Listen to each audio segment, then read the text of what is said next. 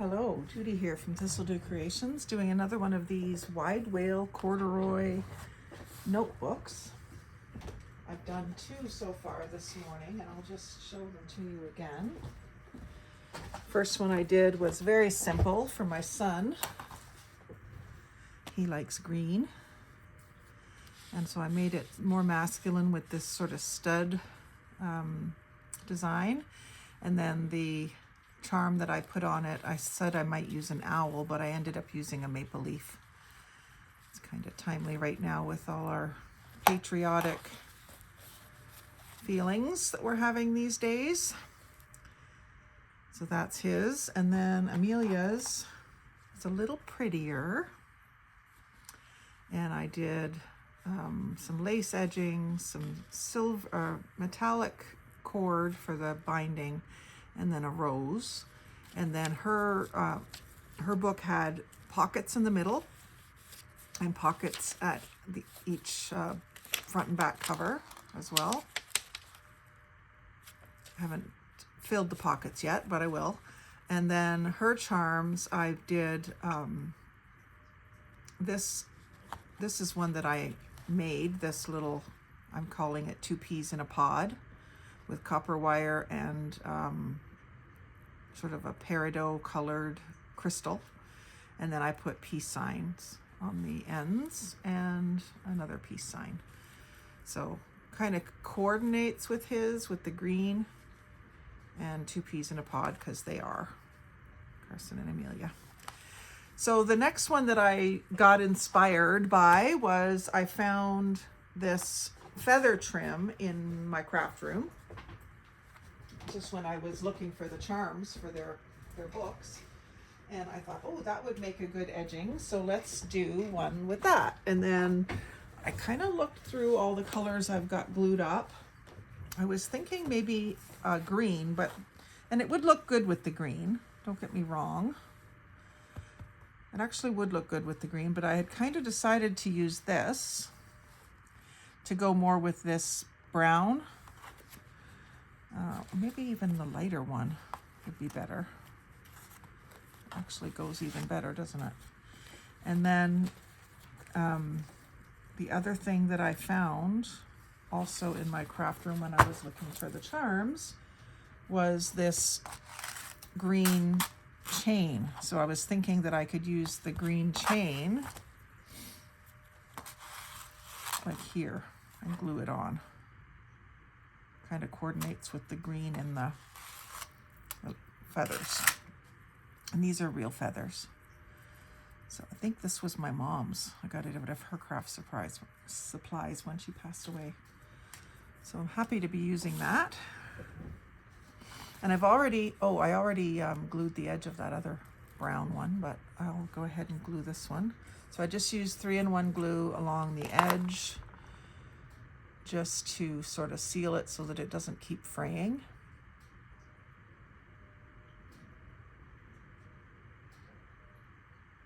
And that dries really quick, so that's why I'm using the 3-in-1. Any glue that dries clear would be fine. It just stops it from fraying, and you can kind of smear that a little bit. Don't just leave a bead, and that works even better. And I'll cut that little bit off.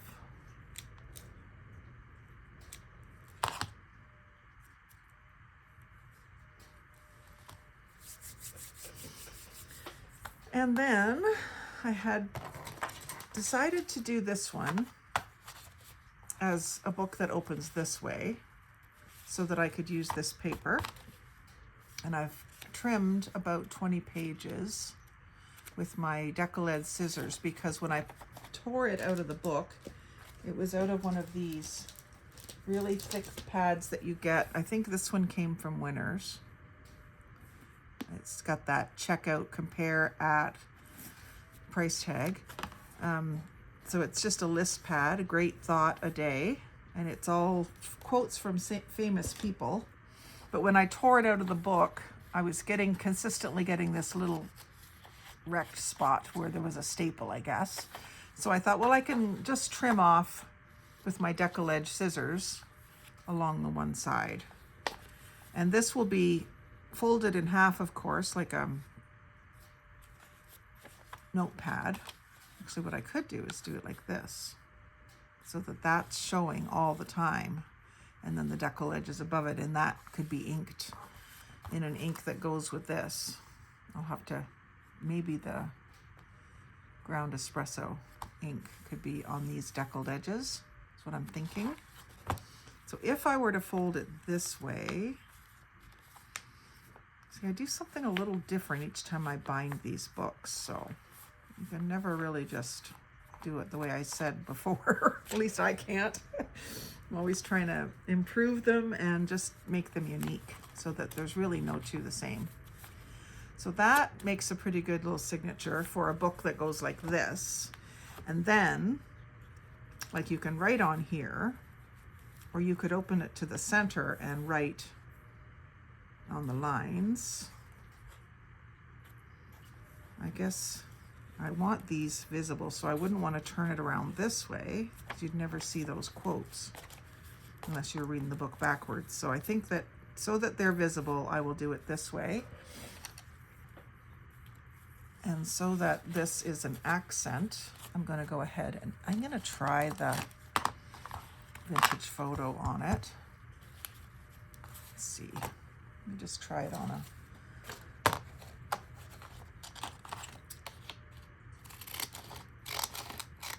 I do want to do it on the deckled edge so that I get the effect that it's going to give me. Yeah, I think that's pretty good. It's not as orangey as I was thinking it is. Yeah, I'm just gonna go with the vintage photo.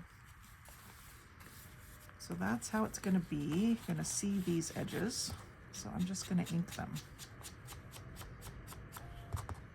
Just the edges.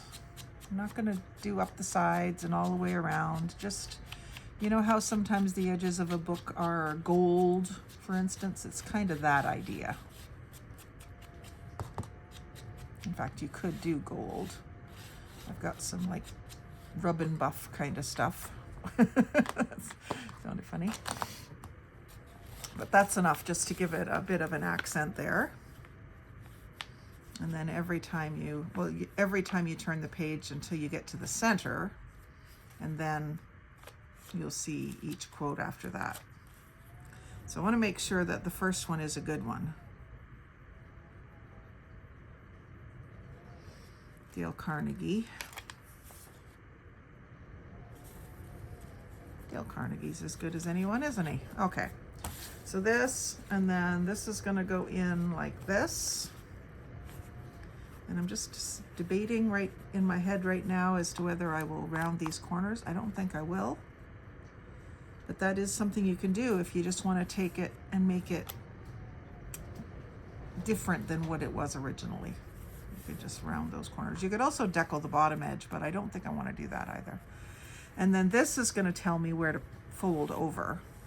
And the reason I'm doing it this way is because this feather trim is quite wide. So it can cover the rest, you see. And that's why I say every one of these that I do might be a little bit different than the last. So I'm going to go right ahead and do this. What I didn't dig out was a piece of paper for the center pocket, and I do want to do something. So let's just do this so that we can maybe get this trained. I'm having trouble getting the other ones to stay closed, probably because the signature's so thick. Let me just clamp that while I look for a piece of paper for the center. And I've been going to my 6x6 papers for this, because I have a lot of them and I find I don't use them much. So I just want my colors here to see what I've got that will really kind of coordinate with it. And most of what I have is more kind of pretty. I do have these cardstocks that are solids. Just there doesn't seem to be a green or a brown in there. could always just use craft cardstock. I wouldn't mind finding something that coordinates. These are too bright.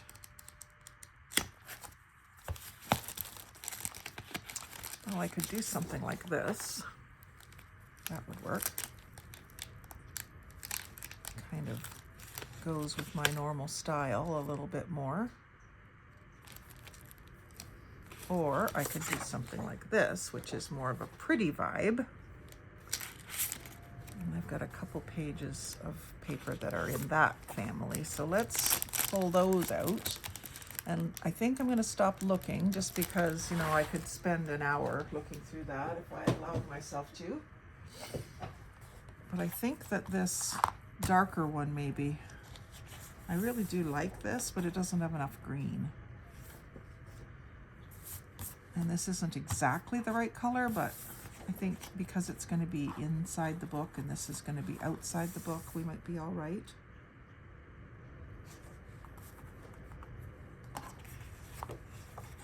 And it's going to be pockets.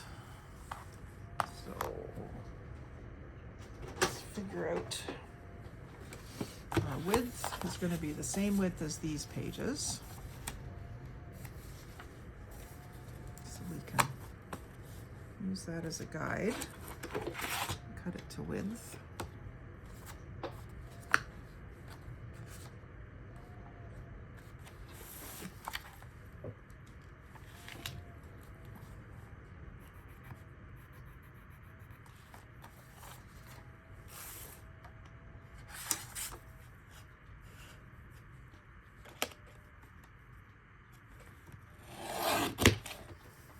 So this will be the pocket for the middle.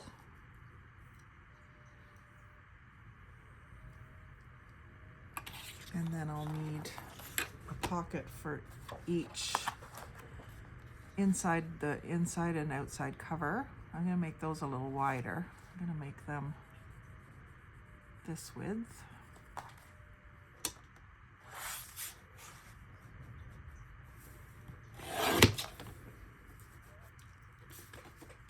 And I think I went 2.5 on those other ones. So I'll just go ahead and cut them.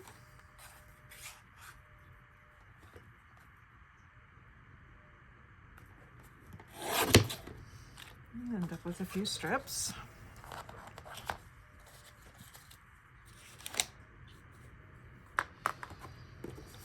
Okay, so the pockets get rounded corners, the smallest rounded corner.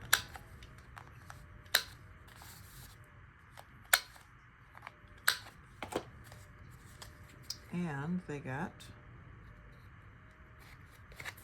a notch.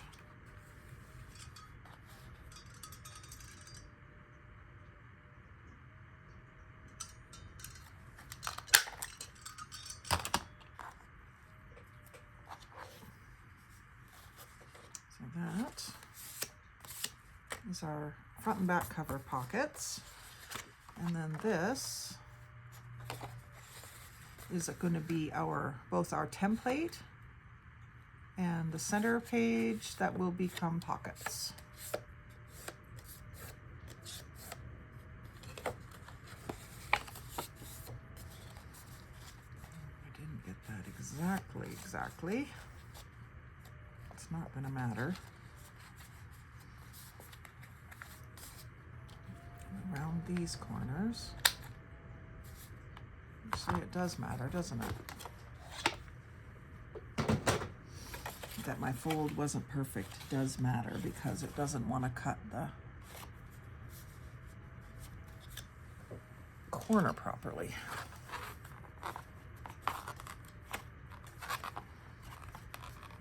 And I think because this is the cardstock, I'm going to try doing the fancy edge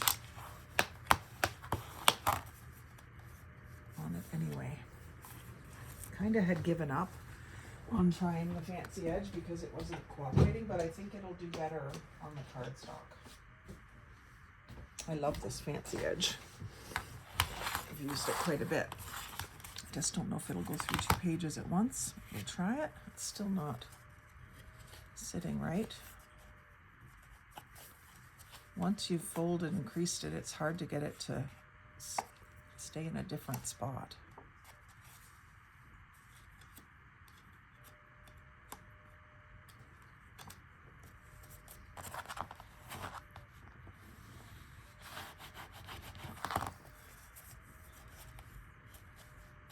A little stubborn.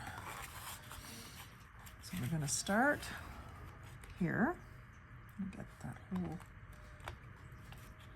I think this thing might be. There we go. Get all the loose papers out of it. And we'll go.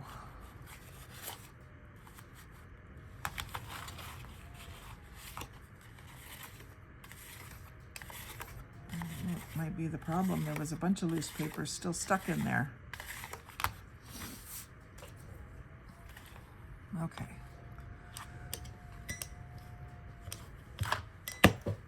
Oh, it's so difficult sometimes.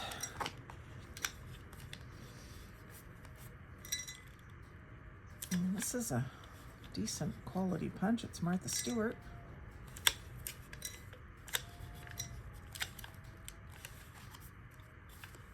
It just doesn't want to release.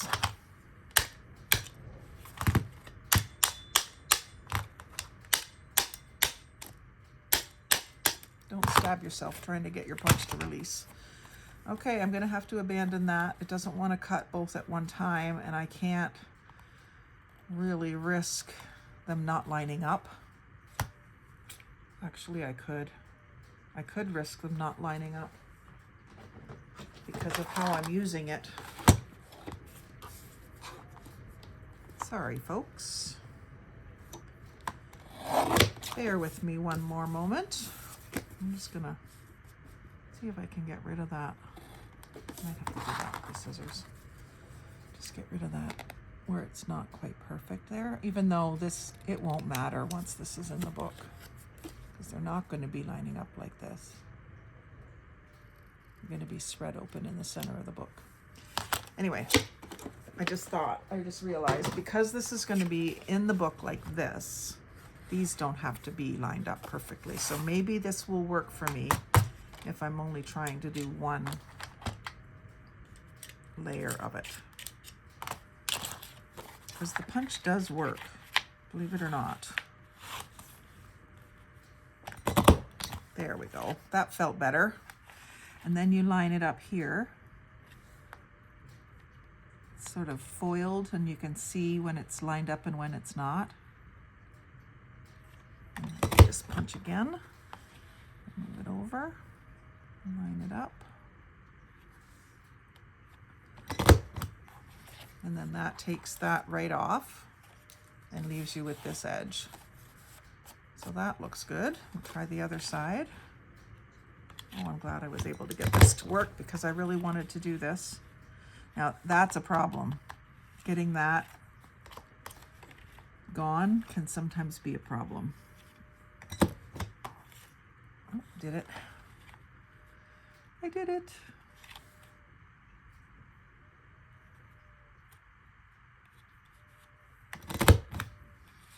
And one more slide over. There. So now that, look at all those little tiny pieces of paper it leaves you. Lots of confetti.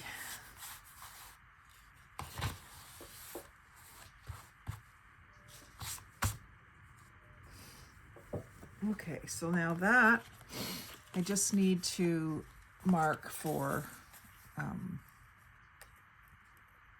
binding.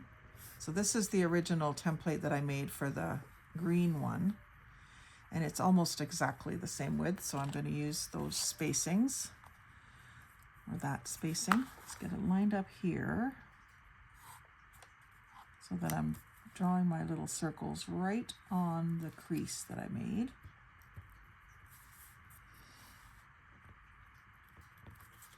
It's very hard to see, so I'm just going to take a black magic marker and darken those up a bit.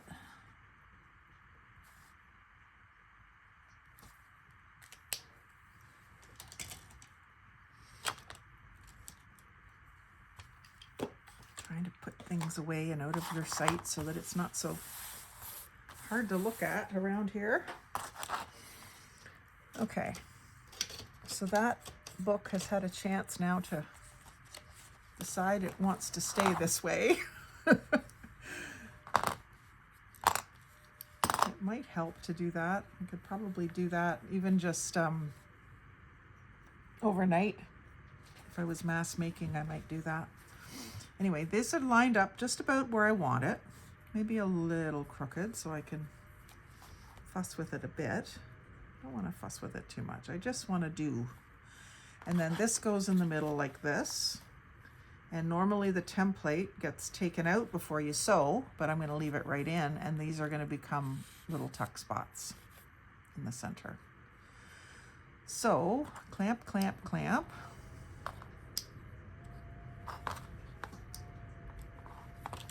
And I already have my needle threaded with some black, I want to say faux suede, but I think it might be real suede. I think it's real suede. I've got a whole bunch of leather and faux leather laces from when I was making jewelry all the time. So I'm just debating now whether to leave that bow or not on the outside. I think I'm going to continue to have it on the inside. I didn't poke my holes yet. First step is to poke the holes before you sew, so you can go right through. I think I'm going to use my screwdriver style pokey tool for this, just so I can get a better grip and punch straight down. It's a lot to go through.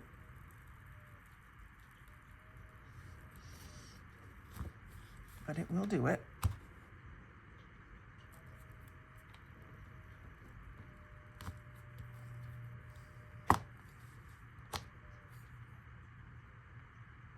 It might give me a bigger hole that won't disappear so fast in the corduroy. I'm sure it gives me a bigger hole. And then, leaving the clamps on for now, I'm going to go out from the center hole. And this is going to be hard to pull through because it's thick. It's going to be hard to get a grip on too. So I do have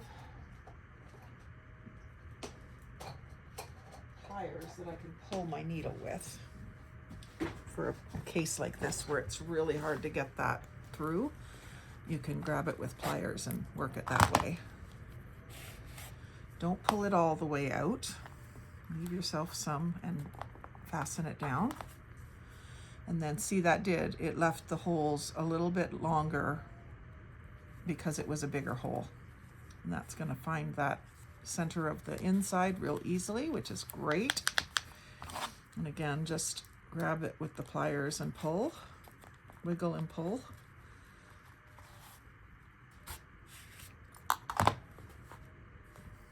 And then all the way to the other end. Again, it went right through, no problem. Awesome. And wiggle and pull. And then when you come back in the center hole, you want to get right in the same hole and then come up on the opposite side of this string. So this one's going off this way, so we're going to come up on this side. I was thinking that might not be so hard to pull through this time, but it's a tight squeeze because that other piece is already in there. There we go. And then you want to make sure that you pull that tail through and make sure that you pull these fairly tight. You do want to be careful if you're using the faux suede, because I find that it doesn't take a lot of tension. It will rip on you. I'm going to go ahead and take my needle right off and tie that. So you're basically tying a knot around this string. And fairly tight. Again, be careful if you're using something that can break, which the suede, even real suede, could break. It's pretty durable, but see, just like that, it could break. So now that it's done that on me, I didn't really want that, but I'll cut it off short on this side too. Actually, maybe I won't. Maybe I'll leave one side for a single charm. And what I'll do is, because that has broken on me, I don't want it to unravel. I'll go on the back side here and just put a little dot of glue. And hopefully that'll prevent it from coming undone. It might be a little unsightly, but I hope yours doesn't break if you try it. So that's that bound. And it'll look fine. Okay. That back so I can find it when I need it. And then I want to glue these sides down so that these are tuck spots. Now, you don't have to make them tuck spots. You can make them, leave them loose, and then they're just decorative little elements in the center of the book. But I just figure, why not make it a tuck spot while we're at it? So I'm going to go from here down. I'm not going to try to glue those little cutout sections. Just from here to the spine, and from here to the spine. And again, about 1/8 of an inch away from the edge. And then when you give it its little rub down, it's going to spread a little bit, but hopefully not go beyond the edge of the paper. I mean, it depends how big of a bead you're putting down. I always keep my holes that I cut in my nozzles, either use the one that's there, which is usually pretty small, or cut them really small. This is the original hole that was there in the bottle. Gives a nice small bead. Not as small as those little needle ends, but I found that those were very hard for me to use because you have to squeeze so hard.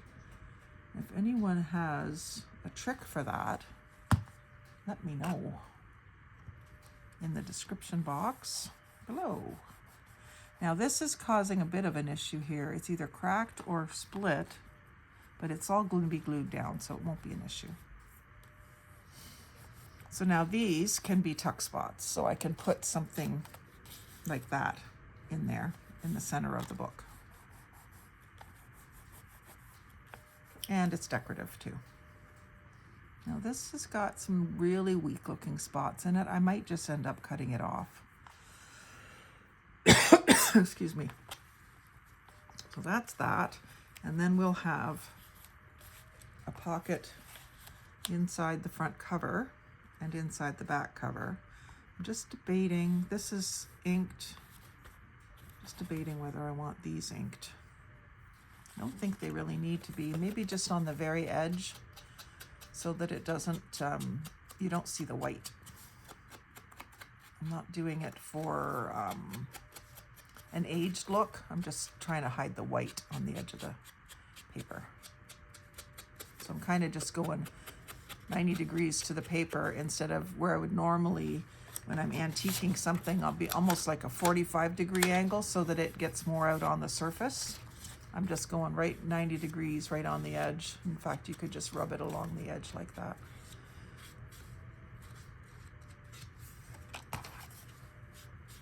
Just like that. You don't need a lot of ink. Whatever's left on my dauber right now is doing it for me.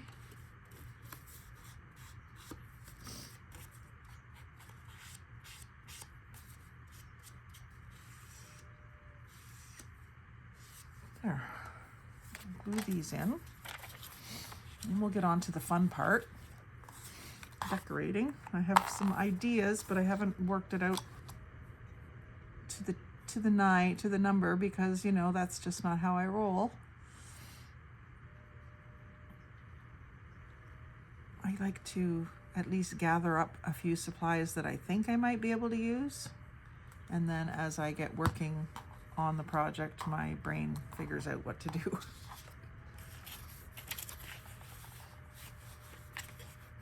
Especially since I'm doing right from the very first one is just being done right on camera not live, but I don't edit, so it's kind of like a live. You're just not seeing it at the same time that I'm doing it. So again, that 3-in-1 glue dries pretty quick. And these pockets will be a little more difficult to use because there's not a lot of head space here. I could have maybe cut them a little shorter.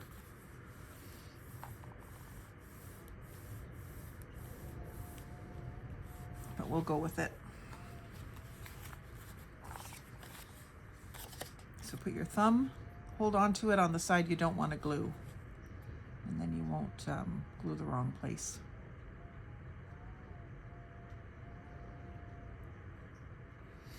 Can you hear that whistling? We have tried and tried to caulk around our windows so that that doesn't happen, and we don't know why, but it just won't. It hasn't fixed it. When the wind blows a certain way, it whistles like crazy.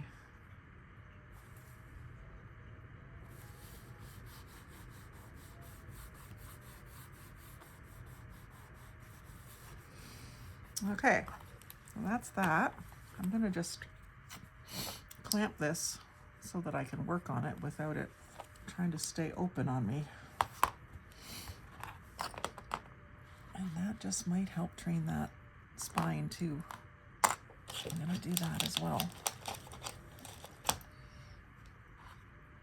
I'm clamping it right where it starts to bulge. So here, what I was thinking was to bring this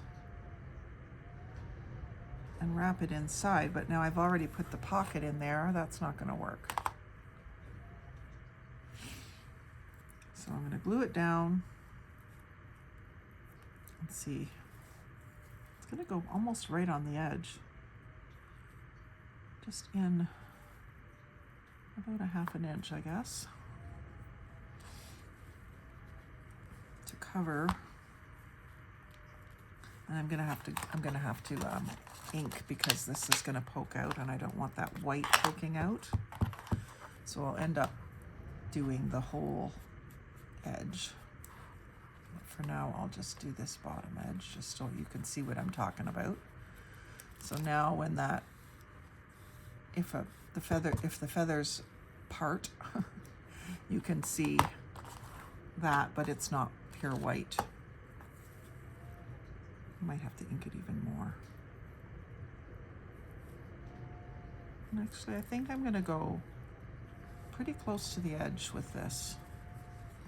I'll go right here. So again, a fairly big bead because it's gonna absorb some of it right into the corduroy. I found that with the flower that I put on the front of Amelia's journal, I thought it was stuck, and then when I went back and I just gave it a little tug, it came right off. So I had to go back and re-glue it because the first batch of glue, which it was quite a bit, had absorbed into the corduroy.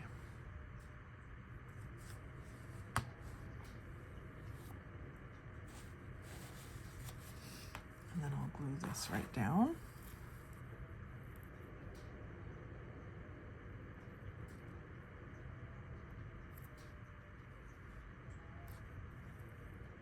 Be really careful not to get it squeezing out because I don't want it staining the corduroy. Getting rid of the nap on the corduroy.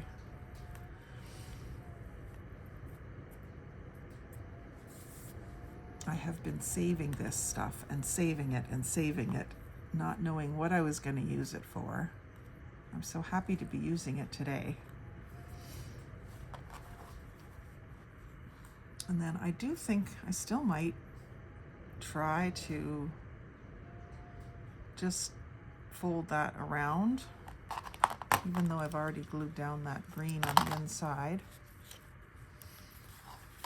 I'm gonna have to definitely clamp this, but if I just do that, the feather itself can just turn in with it, or I can take that feather right off. Yeah, the feather can come off, and then just a dab of glue here. And that'll definitely need a clamp.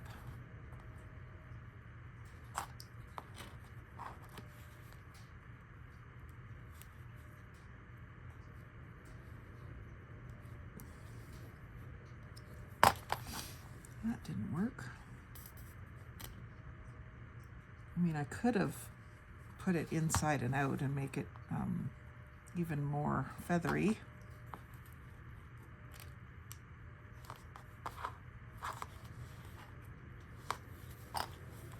And that still might happen. This side is going to be fine. I don't have to remove a feather.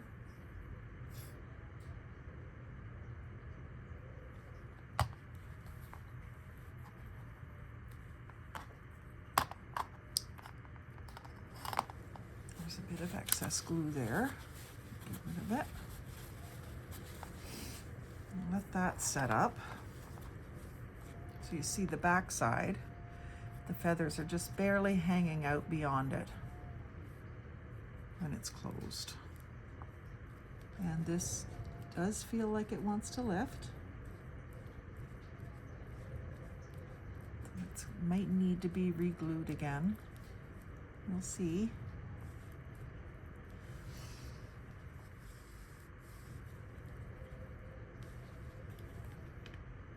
So I'm just gonna give that a minute while it's doing its thing. I will do some inking because I don't want to take that off yet. I want to take it off before I do the next step. So I'll just do some of this. I don't usually, well, I do often make you watch me ink, but I've been thinking that I wouldn't do that so much. Try to have things pre-inked where possible or ink them after the fact, but I just want to get rid of that white edge. It's actually inking the green as I go too, which is not bothering me. I do want to get down in there, get that white as gone as possible.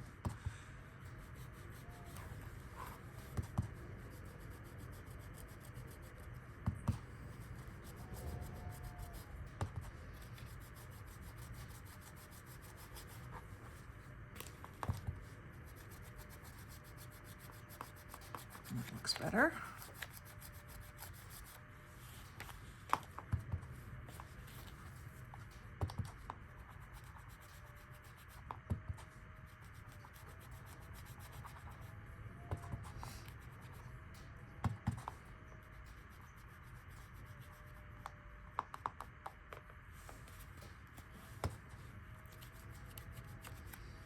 I'm thinking that should be long enough.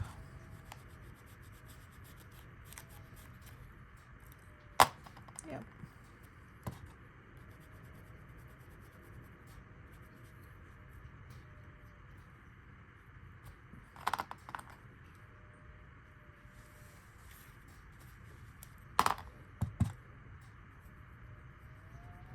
And then the question is, what do I do here? I think I'm going to put another trim there. But what?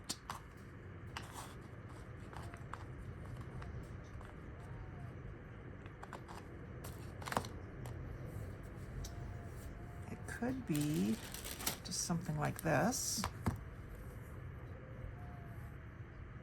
Inked, maybe. See, that still seems to be kind of gaping. Maybe not.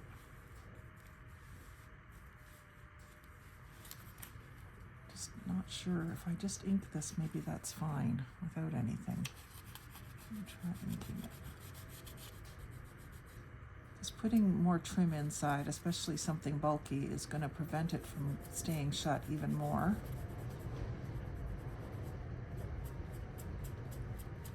There, that's okay.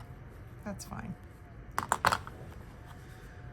So we can focus on decorating the front, which is the fun stuff, right? So let's just do this again so we can work on it and lay it flat and you can see it. And again, to try to train the spine. These have quite a bit of pressure. So I've got this, which I thought would look maybe look good with it. Oh, I've broken it. This was off of a purse or something, I think. It's not thrilling me. And then I also have these, but I wouldn't use the purple side. I would use just the beige side.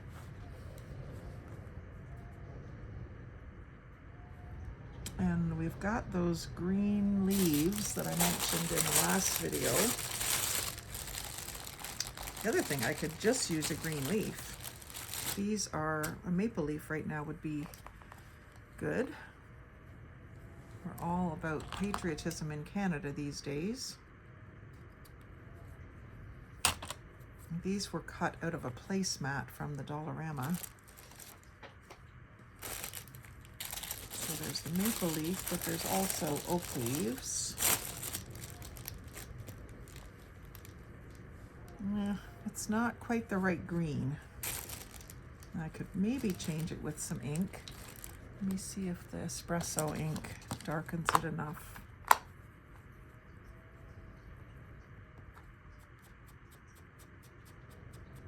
It certainly makes it more interesting, doesn't it?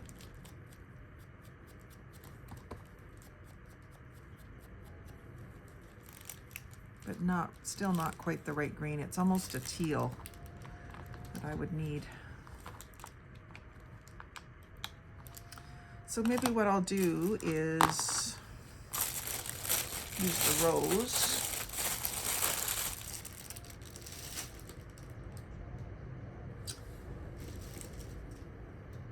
The other teal trim that I have is this, but I think that's a little too glitzy. And it's not quite the right tone of teal. I have this, but it's the same deal. The brown is good. The brown tone is perfect. So I could do like a little ruffle of this.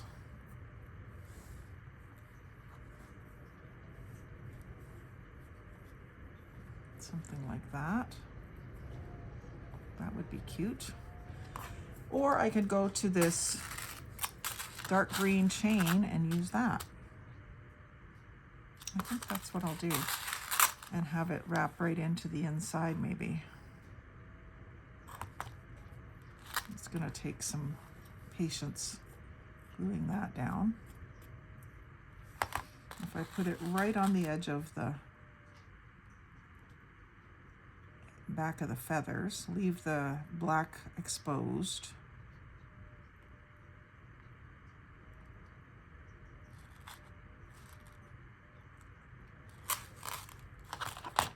Let's try it. Cut a link. Ooh, if it'll let me. That's tough stuff. There it goes. It worked, it just took a second to release. Okay. So now this is going to take quite a bit of time to dry. I don't know if I'll be sticking around to show you. And I've already decided I'm not gonna try to wrap it to the inside because I think it would, again, be just too bulky. So let's just figure out a length here that I can glue and expect it to hold.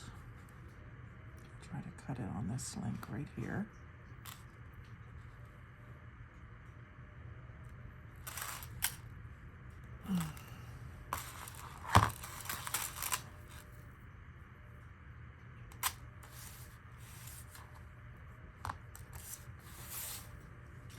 Make sure I get those in the garbage so they don't end up in my socks. There's the piece.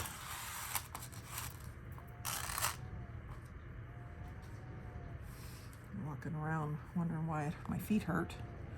And then I can glue this, because I'm not trying to wrap it in, I can glue it sort of just in the middle of the black, or I could even do it way back here so that you're not covering up the black satin, because it's a pretty nice detail with the black cord.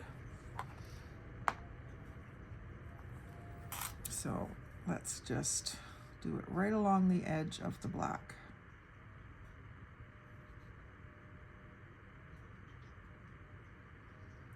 I'll do a fairly thick bead so that I can lay that chain right into it.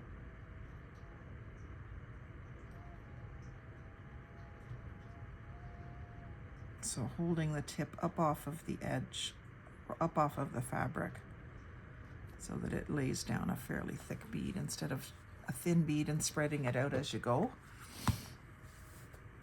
And then just lay this in there as straight as I can.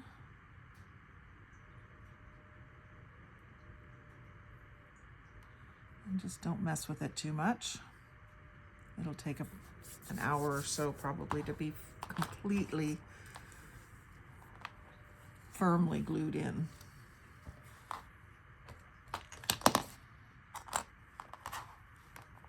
And then for a charm, I think probably a bird charm makes the most sense. So I'll find a bird charm and attach it to the end of this. And then that is our little journal. I absolutely love it. So I hope you've enjoyed watching these little journals come to life. And it's a great way to use up thick fabric samples or scraps. Be great for denim too. Or if you just have old corduroys that you don't wear anymore, or a corduroy jacket. Some like outerwear jackets might be the wider wale of corduroy, and it just really gives it a nice texture. I love this book. Absolutely love it. So anyway, thanks for watching. Like, comment, share, and subscribe. Most of all, have a great day. Happy crafting.